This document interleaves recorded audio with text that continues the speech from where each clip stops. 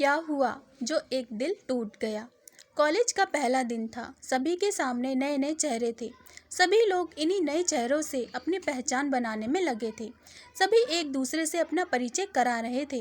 तभी कॉलेज के पहले दिन का हमारा पहला क्लास शुरू हुआ।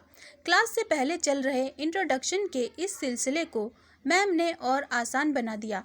उन्होंने आते ही सबसे पहले सभी को अपना इंट्रोडक्शन सबके सामने देने को कहा। सभी स्टूडेंट्स एक एक कर अपने बारे में बता ही रहे थे।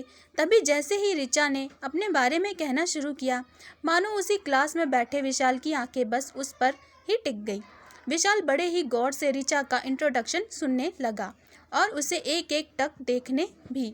ऋचा के बैठ जाने के बाद भी अब विशाल की नज़रें तो बस ऋचा पर ही टिकी रह गई। कॉलेज के दूसरे दिन भी जैसे ही विशाल कॉलेज आया, उसकी निगाहें तो मानो बस ऋचा को ही ढूंढ रही हो। विशाल ने ऋचा से किसी भी तरह किसी भी बहाने से बात करने की बहुत कोशिश की, लेकिन उसे ये मौका ही नहीं मिल पाया। ये सिलसिला काफ़ी दिनों तक चलता रहा। तभी एक दिन कॉलेज में एक असाइनमेंट के लिए एक ग्रुप बनाया गया, जिसमें ऋचा और विशाल का नाम एक ही ग्रुप में था। ये सुन विशाल बहुत खुश हो गया। आखिर अब उसे ऋचा से दोस्ती करने का मौका जो मिल गया, और वो इस मौके को किसी भी हाल में गंवाना नहीं चाहता था। और हुआ भी ऐसा ही।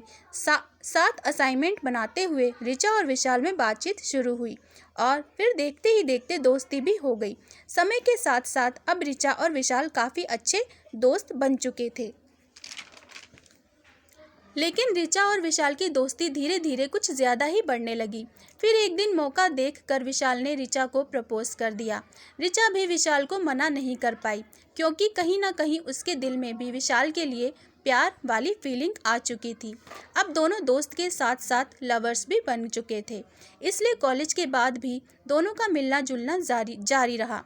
अब तो पूरी क्लास को भी ऋचा और विशाल की लव स्टोरी के बारे में मालूम हो गया था। विशाल हमेशा ऋचा को महंगे महंगे गिफ्ट देता और ऋचा भी प्रोजेक्ट बनाने में विशाल की हेल्प करती। सभी कहते कि ऋचा और विशाल एक दूसरे के लिए ही बने हैं, यानी कि ये परफेक्ट कपल हैं। ऋचा भी हमेशा विशाल से शादी के लिए पूछती थी, तो विशाल हमेशा ऋचा को भरोसा दिलाता कि अब वो उसके बिना नहीं जी सकता।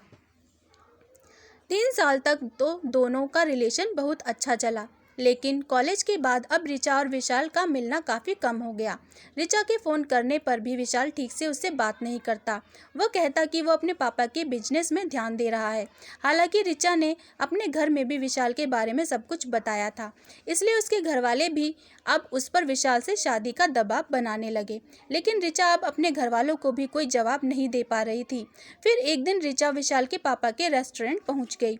वहाँ उस वक्त विशाल नहीं था, तो ऋचा ने विशाल के पापा को कहा कि वो विशाल की फ्रेंड है और यहाँ से गुजर रही थी, तो यहाँ आ गई।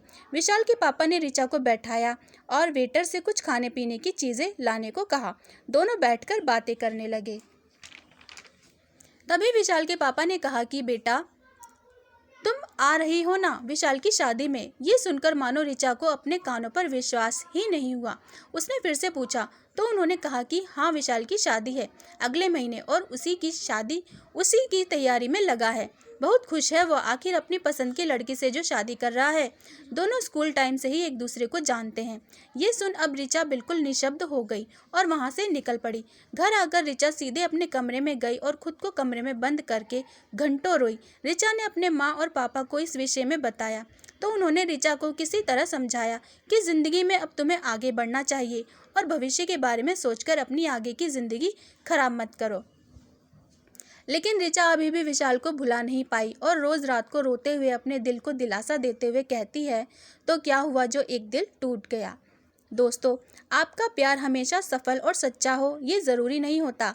कई बार लोगों को प्यार में धोखा भी होता है, लेकिन इसमें कहीं ना कहीं कमी आप में भी रही होगी, जो आपने ऐसे इंसान को प्यार किया जो आपके लिए था ही नहीं।